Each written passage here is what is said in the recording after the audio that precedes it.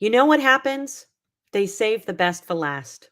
I'm telling you, it's been a full Dig Sit week, right? We're already on Friday. I just found out that my visual said Thursday. So those things happen, we know.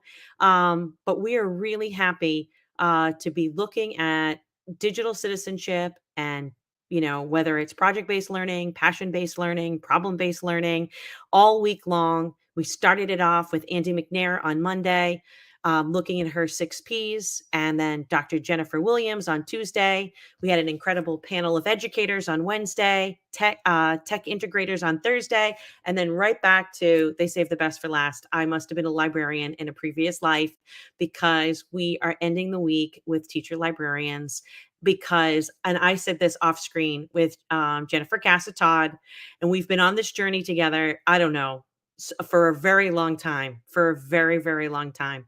But I must have been a librarian in a previous life because I have a special soft spot. And I said when we were off screen that if digital citizenship really is going to happen, it's because the teacher librarian, like the hub of the school, is generating that excitement. And I know this instinctively because we've been on this journey for a long time. I know Katie McNamara asked for 5 more minutes, so she'll be joining us. But Jen, you have been doing and you continue to do incredible things. And what we were really hoping for was, Dig Sit Week. It's not easy in October to host an event because with students because everybody's just getting ready, getting used to their new group and their routine. And so we thought we'd spend this week um, kicking off some great projects, great project ideas that we could further celebrate and highlight in April for our next Global Student Showcase. But um, we're really looking forward to hearing from you, the inspiration from you, about what that combination looks like.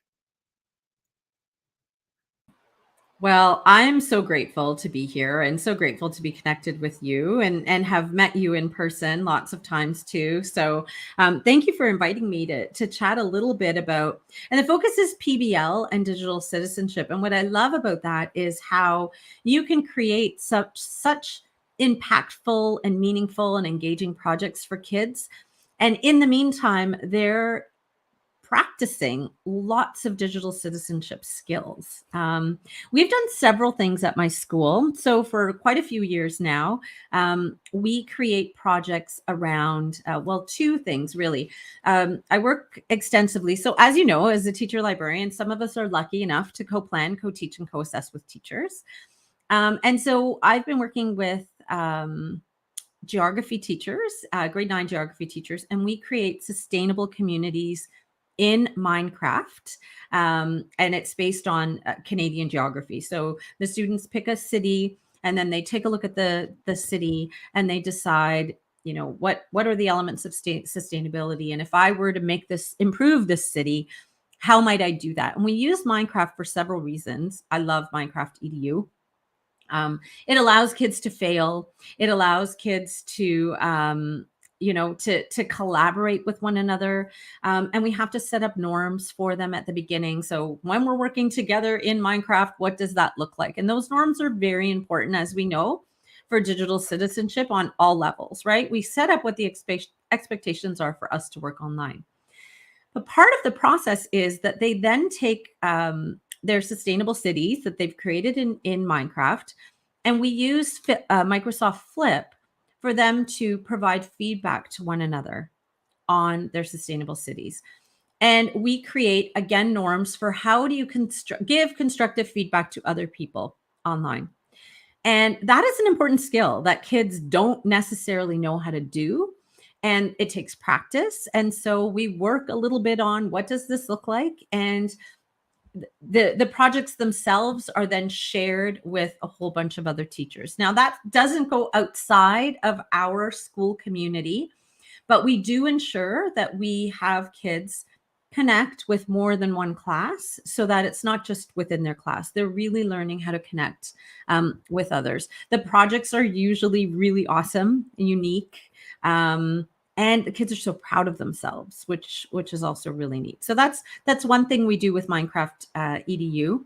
I really love that focus for the sustainability and the global goals. And last year, I know for DigSit Week, our focus was actually DigSit plus the SDGs. So we were calling it the hashtag DigSit SDGs. But that goes hand in hand with solving problems, right? And what we want our young people to do is identify like real problems, right? That matter to them. And the fact that you're talking about the geography right within Canada, right? Like, what can we do? And to ask the young people to solve, how do we make our towns and our communities sustainable? Look who just walked in, Katie McNamara.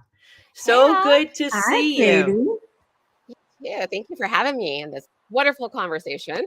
Well, you know what, Katie, we were, saving the best to last because, that focus this week really for DigSit Week, we wanted to look at DigSit in regards to PBL, whether that's problem-based learning, passion-based learning, project-based learning, right? And Jen just kind of kicked us off talking about this really cool sustainability project with Minecraft, which I didn't even get to. That's like one more, extra awesome layer. And I loved how you also brought up flip. So like these different layers of adding, you created an authentic audience for your learners that way. And really promoting that student voice. So I love it. I love it. So Katie, I feel like our conversation really is going to be informal in the sense that we just want to inspire, other teacher librarians, other classrooms to like reach out to their teacher librarian. We're hoping that this week, DigSit Week is going to be just the beginning of some great use tech for good projects. Completely. Yeah. So the librarians are really just like, if they're not already asking you to talk to them, they're waiting and they'll be so excited to like have this idea. Like, yes, come talk to me and we will do this together. Sometimes I know I'm working with teachers like, well, I don't really know how to do blah, blah, blah, or I kind of want to do blah, blah, but I don't know the blah, blah. That's where we come in. We can fill all of that in. So who wouldn't want a co-conspirator in their back pocket? Like that's a great way to do this using tech for a good thing because it keeps changing and it's hard to stay on top of all of the things. And your school librarian, your teacher librarian, that's their job. So use them. Yeah, and you're the hub. You really are the hub of a school. You're the heartbeat. I don't know why. Like I said before you got on, I must have been a librarian in another life because I just have a real soft spot. But I just remember when I was in the classroom too, and this was 1993 when I first started, and I didn't even have an email address. But that librarian, before all of the tech, that's where I was bouncing my ideas around with. And what do you think? And how can we? And what about these resources? And so to have both of you be able to share that, inspire us, empower us, really excited. So I'm gonna be quiet and listen to the two of you. I should shout out to Heather Chalmers. She is now a teacher librarian. She was a geography teacher before, and she's the one who started us on that Minecraft project. But I also co-plan, co-teach, and co-assess in the science classes. Again, the SDGs, climate change. We use design thinking, and the kids create an innovation to address climate change. So they identify their own problem. They then design a solution. They test it. We use Microsoft Flip again for them to test it with one another. So we do a very similar thing. And what you were saying, Katie, about like the teachers feel supported in working with me in this because they're not necessarily adept at the design thinking process. I help them. I curate all of the resources for the SDGs for the kids to take a look at in Wakelet. And so, right. So I'm able to help with that curation piece. And then when students are creating, like we've had kids create using our 3D printer in the library. We've had kids sew projects. We've had kids campaign, as you know, as part of the SDGs, like campaign and go and create things. Just the gamut. Like it's been everything and anything. And for a teacher, that's sometimes overwhelming. Like it's not the same product. It's all these different things. And how do I evaluate it? So really having those courageous conversations, right? About how project-based learning can really work so seamlessly with kids and how we're using all of these, a variety of different technologies in order to create something and to solve a problem. And that's where the tech for good piece comes in. So that's always been so exciting. And I have one more project to share, but I don't want to steal all the limelight. I'll let Katie share something. Well, I want to thank you letting me share something. I mean everything, because you are so inspiring. That's what I meant. It didn't come out right. Thank you. Okay. I do want to piggyback on this SDG concept, the Sustainable Developmental Goals.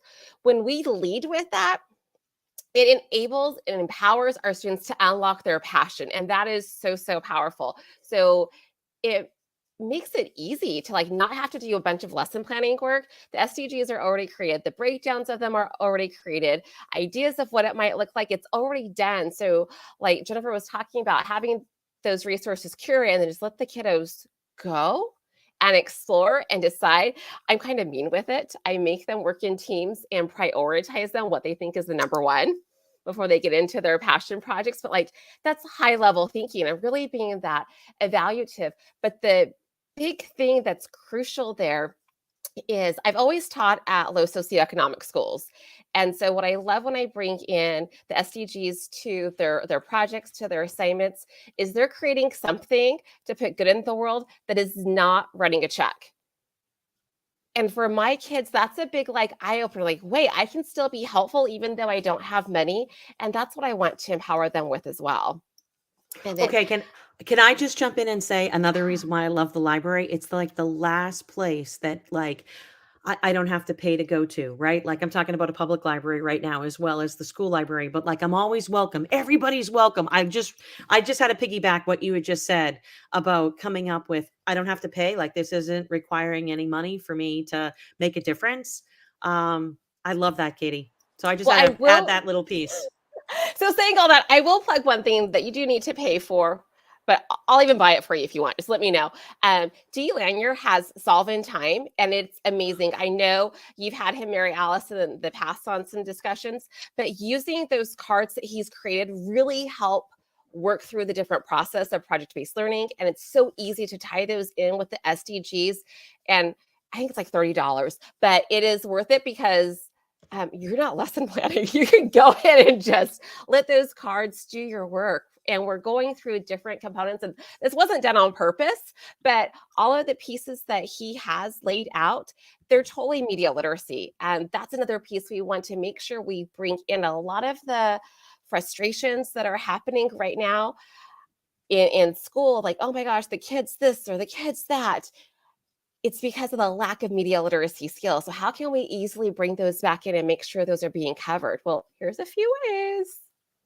Yeah, we have definitely seen this in action, and I couldn't agree more. So I'm glad that you just brought that up. I just put the link if you don't already know about Solve in Time, but a great place to start. I want to go back to what you said about the equity piece, because one of the things that is astounding to me as I've worked through these projects is kids can't afford 3D printers, and the excitement of being able to create something at the school in the library, and see the physical manifestation of that has been so cool. Or, you know, we borrowed sewing machines so that kids could sew in the library because they might not have them at home. And so that piece is really, really significant, right? That we're there to support not just the teachers with the pedagogy, but the students with whatever they decide to create. We have the cardboard for you. We have the 3D printer. We have the sewing machines, right? Whatever it is that you need to create, the Bristol board, the tech, right? Like here's Tinkercad, like that we are the hub for that. And I think that's really, really significant. Yeah, absolutely. And I have to try the Solve in Time because Lee was in the Google Innovator Academy with me, and I know I've heard about them, and I just have to get them. In fact, I feel like it was launched there, wasn't it? I feel like the project was launched. Yeah, I love it. I love it. I wanted to add in about just my favorite classroom ever about for sustainability and the SDGs, and it's Mary Jallin in Scotland, and they're 4 and 5-year-olds. And I use this example all the time, no matter what age, because if 4 and 5-year-olds can do this, my gosh, there's more that I can do and we collectively can do. So what a wonderful way when we're thinking about PBL is to make sure that we're starting with the SDGs. Well, and that's a key piece. If you look at, regardless of the age, if you're having them do anything on a computer, okay, we can have them do all these other things as well. How far are you going with that? Like that's the power of this interconnected world that we have now. And I'm not saying you like have 6-year-olds on social media and whatnot, but there's ways that we can go ahead and facilitate those connections. Yeah, that classroom, just for anybody that might not already know, I know the two of you already know, they have a herd of classroom elephants, stuffed elephants. And these elephants go on like work assignment and they go out into the local and community as well as global community and the digital community as well. And they help these, young learners learn about the world with the world and the different roles in communities. And I just, I just love everything about, that herd of elephants. And I've been lucky enough to host that elephant, right? To bring Ellie. She's gone. I've been able to bring her places. And then my job is to post, so that the students can learn about, a different talk about geography, Jen, where I am and what Ellie is doing. So I just love it. But Katie, tell us a project that makes your heart sing.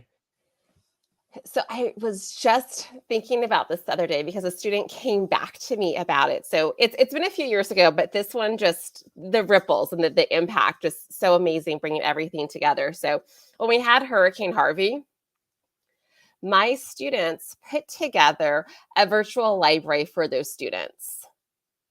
And they got thank you letters, and it was all completely organic. But the school, the adults at the school, the children at the school, there was just this overwhelming gratitude. And what that impact did with my students, and this is years ago, and they're still coming back and talking about, like, remember this, remember that.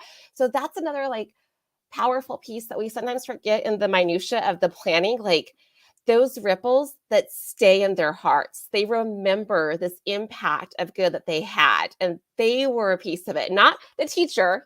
I'm just that facilitator, like, hey, I know this thing, so let's go ahead and put this on flip and share it this way and do that. But they're the ones doing the creating and the sharing and the driving, and just, it's amazing.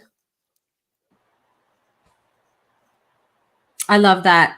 We had our student council. I wasn't working with a class per se, but we happened upon a group of students. It was a student-led organization called Impact Without Contact, and they were supporting the frontline workers during COVID. And then, so our students got really involved with that organization, and they created they connected with seniors' homes virtually to support them, to encourage them.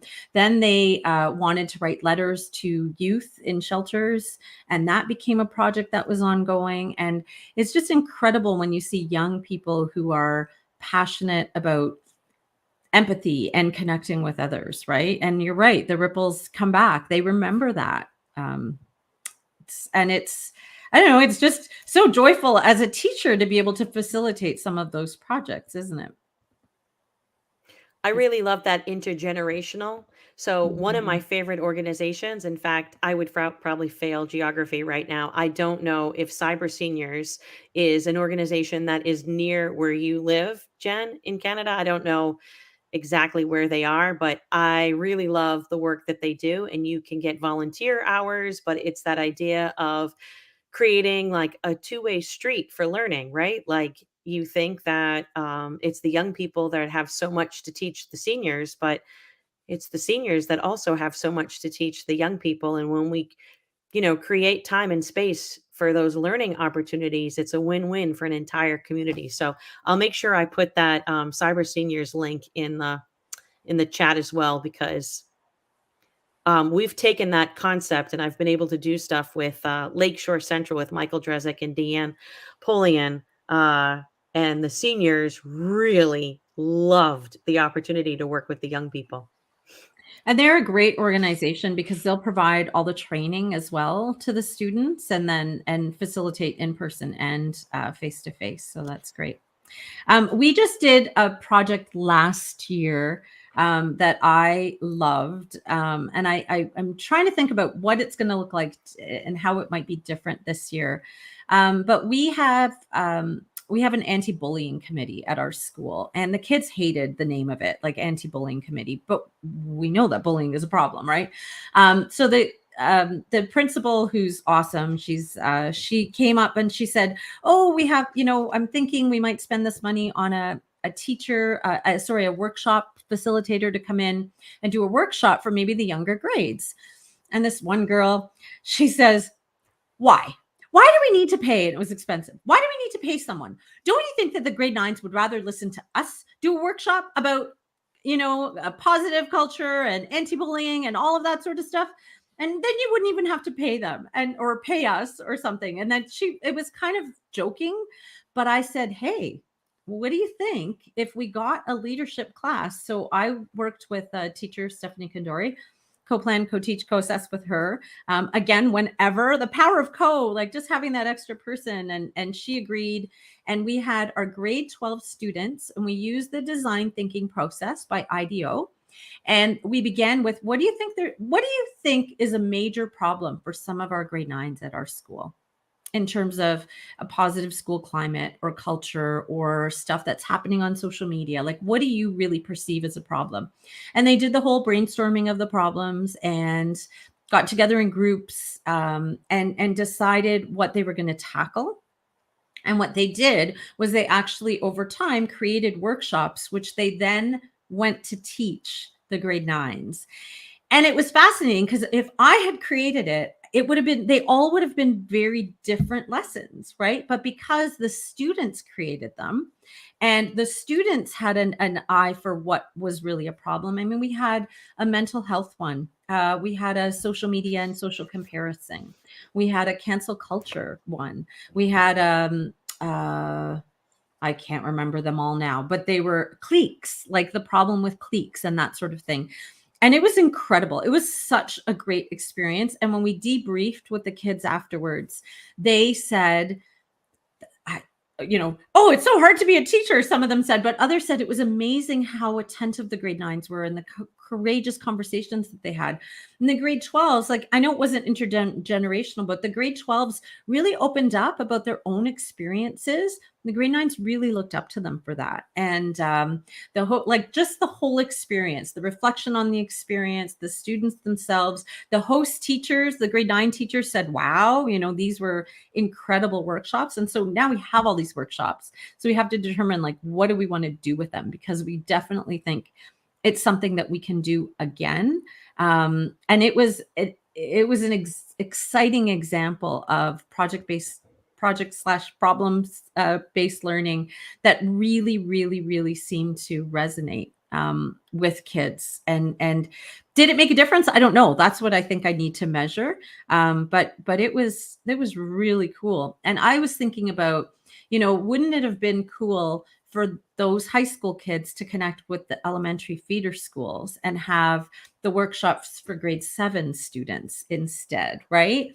Or have an elementary reach out to the high school to say, these are our problems. Can we work together? And like, how awesome would that be, right?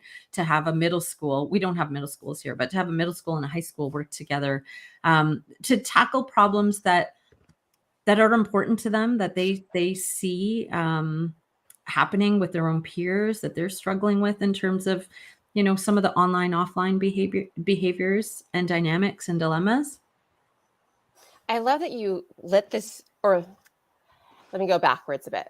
First thing, I love that you empowered students to feel like they could speak up. Like, that is amazing. I know I'm always working with that. And I primarily deal with high school students. So, like, you have to speak up for yourself. You need to advocate for yourself. And I say that ad nauseum, but they need that. And then when it does happen, like your example, just the power of when we truly let students lead. It's their environment. Why do we tell them so much of what to do? Well, they can go ahead and apply all these problem-based strategies, the design thinking, and get that done. And their ideas, should I say this? They're usually better than the adults' ideas.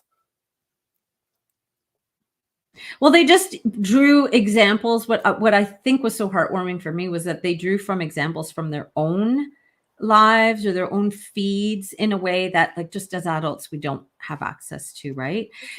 Because even though we experience maybe bullying, like when Yeah. we were in high school ourselves, it was quite a bit different. Mhm. They weren't posting weird pictures of us on social media and different things. It's different environment. Mhm. Mhm.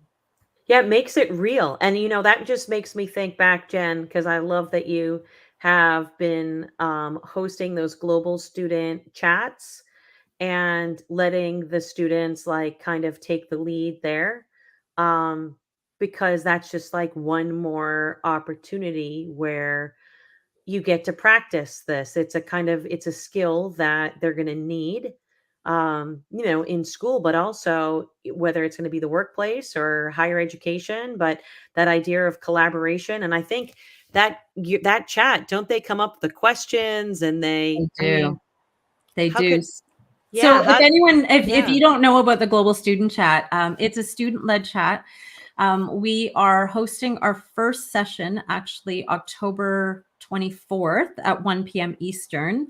We have a group of students. We have a couple from India. We have some from Alaska, some here. I'm hoping, Katie, some of your kids will join us as well.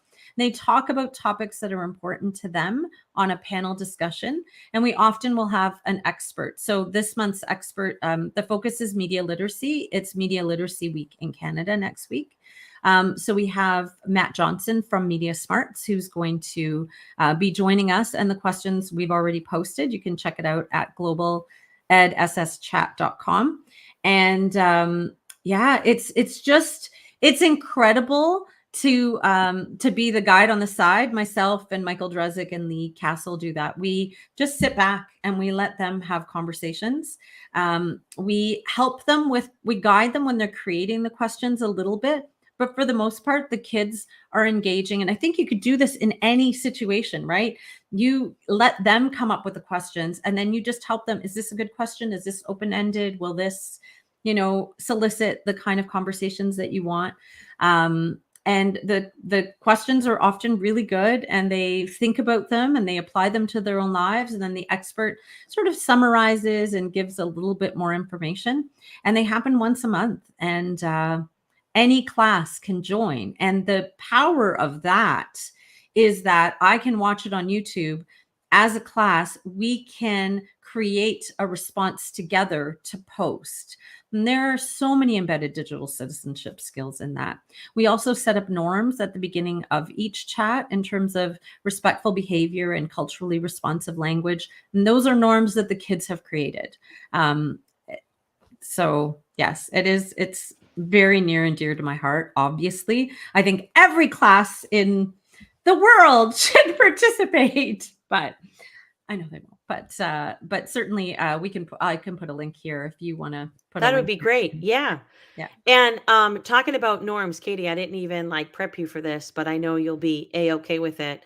So when we got to collaborate for the California School Librarian Association and the Digital Citizenship Summit, you did something like really unique, and it was an opportunity to raise awareness with the incoming speakers around accessibility and inclusion. And you held um, some events, and one of the events was a movie, right? And that was with Jordan Zimmerman, but also you provided a workshop, a PD event, to make sure that all of the presenters were aware of making sure that their content was accessible. So I know that this topic is near and dear to your heart, and I'm kind of listening to like the importance of, even when Jen was talking about coming up with these norms, like having these conversations. I'd love to know from you how you do this, whether it's with the adults the grown-ups in your building, or it's the students,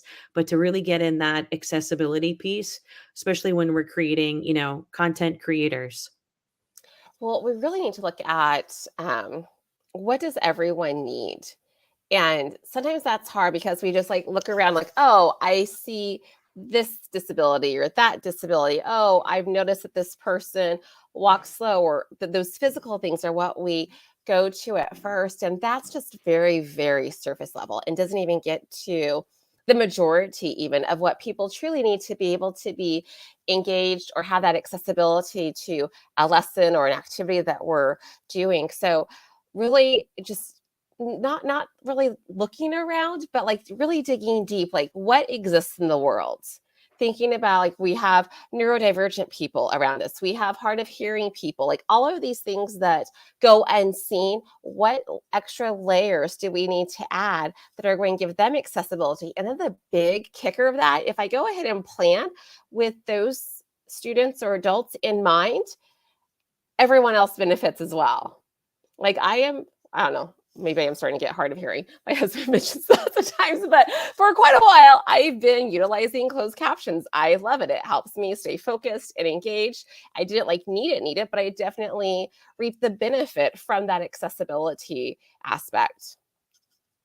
Yeah, I was lucky enough. I got to be with some middle school and high school students on Monday, and one of the challenge was, just to raise that awareness too, is to add all, so the alt text, and I know that it's that one extra step, and sometimes we're rushing and we just want to post, but just that awareness that if you don't add it, you've just missed that opportunity of opening a door and inviting, other people to be part of a critical conversation. So I do really love what you did with the California School Librarian Association. And that I remember the feedback was, and they were from librarians saying, wow, like that was the best. Like I just learned so much. And I just brought, another level of awareness to my work.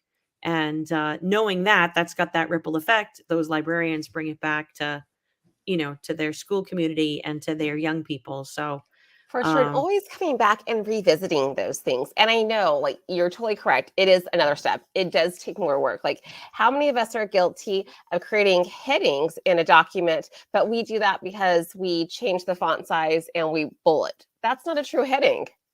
To go in there and use the built-in function of a heading, that's what we have to like reprogram ourselves to. Because wait a minute, that's what screen readers need. That's what different students with accessibility needs. And if we go ahead and do those alt text on images, that's great. But do you go back and check? Like I just noticed my website had rearranged some of the alt text on its own. So we can't just like be one and done either. You've got to go back and make sure it's still there or it's still working. This is still happening.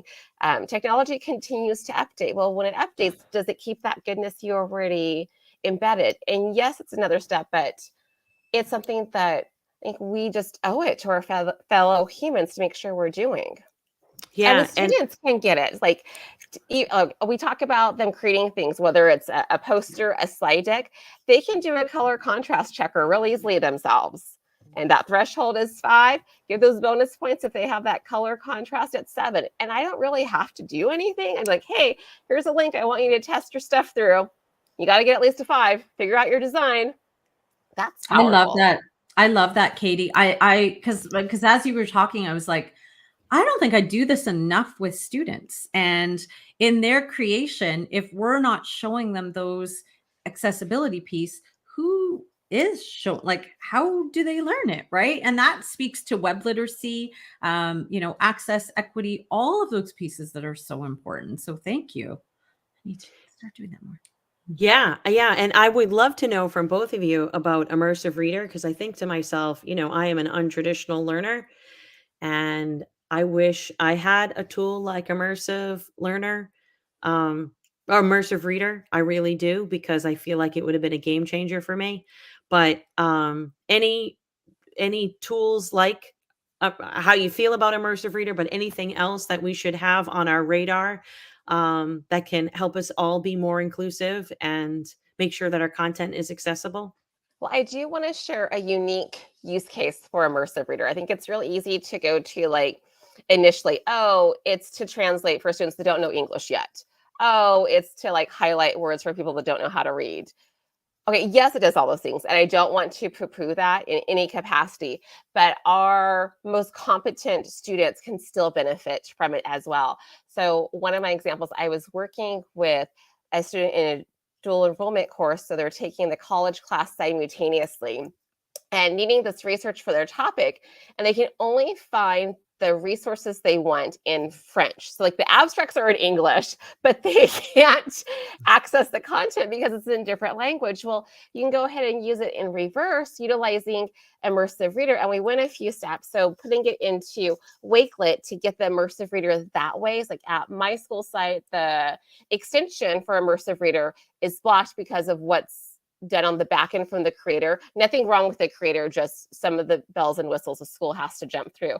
So utilizing Wakelet as a safe place that can go ahead and handle the immersive reader pieces safely, but using it now to translate, but to translate to where they have access to thoughts of people that speak in a different language. That was really powerful.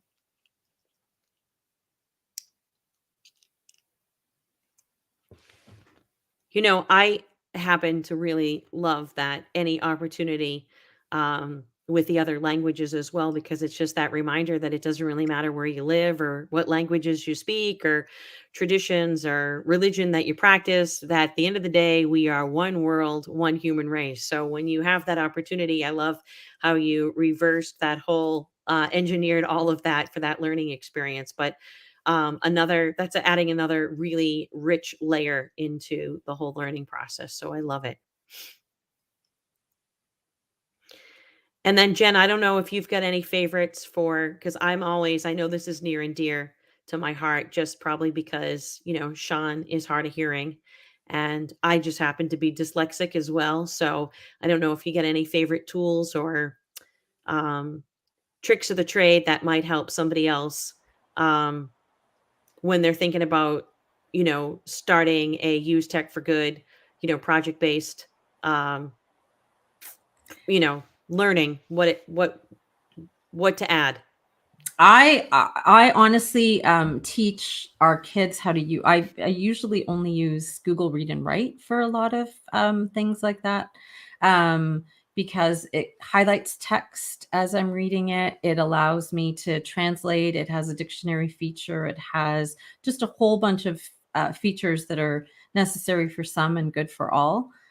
So I teach all the kids how to use it, especially here in Ontario. A lot of our grade 9s have gone de-streamed. So you might have a student reading at a grade 4 level and a student reading at a grade 11 level. You might have students with learning disabilities, a variety of different learning exceptionalities. And so there's always the stigma, right? When just the students who need them use them. And so what I love about Google Read and Write is it's cost effective. Our district got it for everyone. So you teach everyone how to use it, and they might use it in a very different way than someone who absolutely needs to use it. But then that stigma is gone. I can listen to the text. I can highlight. I can, if I'm distracted by lots of text, there's a simplify feature where it simplifies the text in front of me. I can change the colors if it's like visually impaired. So that's the tool, my go-to tool. I love it. I love it. And I love that you had talked about like that. If it's for everybody, it benefits everybody. It's not, and it takes away that stigma as well. So, which is important because you don't want to be. I remember this was all before tech, but I had to ask somebody to be like my note taker, and they had that special paper, and I don't know how it all did it, but then they got a copy of their notes, and then I got a copy of their notes, and then it was like, okay, everybody knows, like when you really are desperately just trying to fit in. So I really love that. So I know that in April, this is what we were hoping. In April, we'll have our second global student showcase. And this last April, all month long, every single day, we went live. We met people at their time zone. We had different classrooms presenting in different languages. It was really an incredible experience. It was a celebration of Use Tech for Good. And I really hope that both of you, we can be putting a spotlight onto your students, in your libraries, into your school communities, because it has that collective message, right? And it goes back to one world, one human race. So I hope that you'll both join. But for anybody that, whether they were joining us live or they're going to watch this later, any ways that they can just get going on some projects. Part of that DigSuit week going into media literacy, we're getting ready. We're in the middle of October, but by April, we get some time to do something significant. So I'd love to hear, before we wrap up, last kind of thoughts about how to get started and why to get started. I think probably even more so.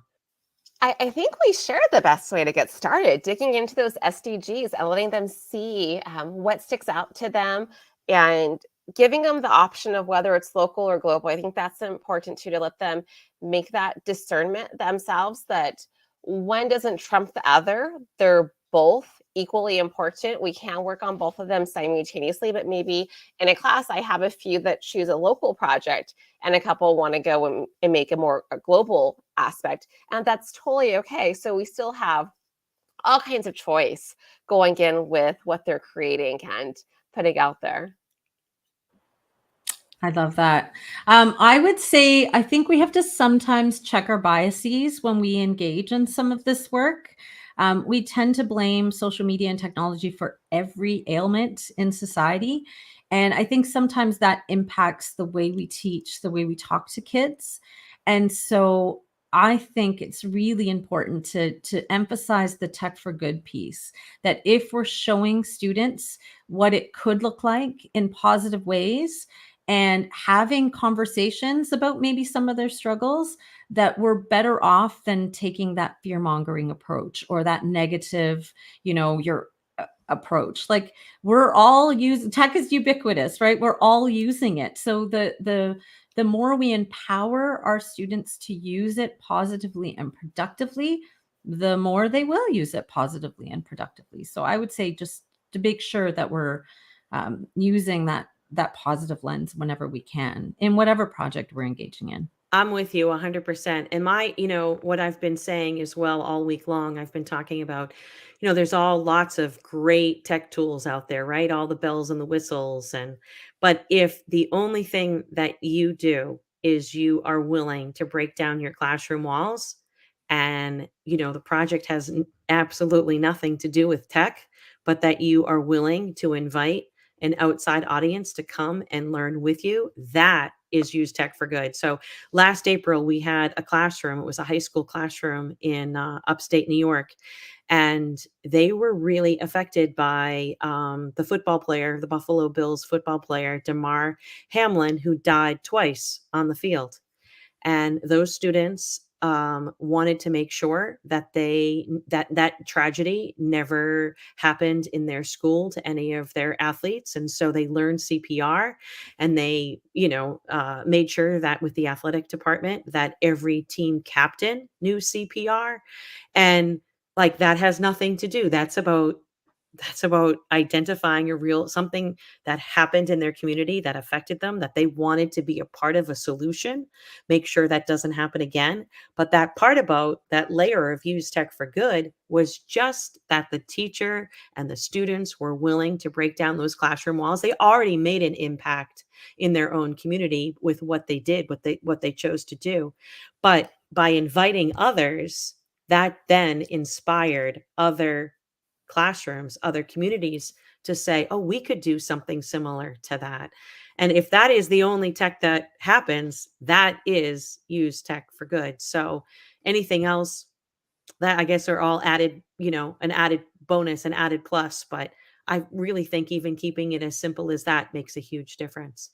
So I thank you both, ladies, because I've been on this journey with both of you for a really long time. We won't put a number to it because that will age us, but it has been really wonderful, even though our lives don't always intersect, that you are doing incredible work. You inspire me. And it's that reminder that our words and actions really make a difference. And so I just want to thank you both for your willingness, every single day with young people and with grown-ups too, to make a difference. And I really thank you for joining us for DigSit Week this week. Thank you, Mary Alice, for all the work you do and for having us. You're an inspiration as well. Like anytime I see Mhm. something, hey, do you want to do this with me? Like, Mary Alice, yes, because Yeah. all of the good you put in the world. I can't imagine all of the leverage you have with social media, how you're using tech for good all the time. Mhm. And like what you just mentioned, I want to highlight that too. When we're talking about tech for good, it doesn't mean the project has to be fully immersed in tech. So you highlighted that a little bit, but I really want that to be solid. It doesn't have to be tech immersive. It can just be your sharing is where that tech comes in. Yeah, I can't emphasize that enough. When I was on Monday, I would say that the majority of the grown-ups felt more comfortable when I said that. You know, when we get together, we are with a group of very like-minded, right? Comfortable within the tech. But the reality is that's not the case in all classrooms and all communities. And that's why it's important to reach out to your librarian who can support you in that, because you don't have to be tech savvy. You just have to have this willingness and disposition to say that I want to learn alongside my students or my colleagues, and I want to model what learning looks like. It's a lifelong adventure, and I'm comfortable in an uncomfortable situation, right? That perhaps my students are going to know so much more than I do. So, ladies, this was a wonderful way um, to end this celebration for Digsit Week. It's just the beginning. I know that. Please let everybody know. In fact, if I take this off, I think your names come up. Let me just do that. And if you had your Twitter handles right there, that's awesome. Because say they don't have a librarian like you. Can they reach out to you? Let us know. How can they find you?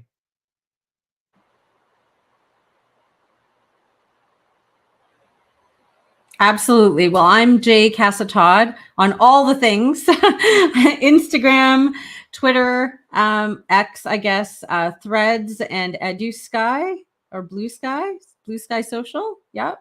K-12 leaders, all the things, just trying all these things out. And I also blog at jcasatodd.com, and you can contact me there anytime. And I'm Kitty J. McNair on more socials than I probably need to be on. Just it's what's been happening. And I am on Blue Sky and Twitter as well. But if you want that safer space, or, I don't know if that's the right word, but a more like, I don't know, you can fill it in, one of you. Discord and Voxer, I still use those spaces for people that don't want to be at large with the world for a variety of reasons. Because a lot of times our conversations are heavy topics, and I don't want anyone to not reach out because it's been seen by the world. In Discord or Voxer, it's more of a private situation. I love it. Well, thank you, ladies. And then Jen, when is the student chat? Because that's just a wonderful way. Like, even if for nothing else, we just had Global Maker Day. Katie knows we just had Global Maker Day on Tuesday. And even if they just had it up and running and they weren't quite ready to jump in, or but they could see it in action. So when is that? Thank you. That is in collaboration with Media Smarts, and it's October 24th at 1 p.m. Eastern. Okay, this is wonderful. All right, ladies, thank you so much for saving the best for the last, right? For our Digsit Week. And I'm looking forward to seeing what is a direct result from these conversations. So thank you. Thank you. Thank Perfect. you. Yay.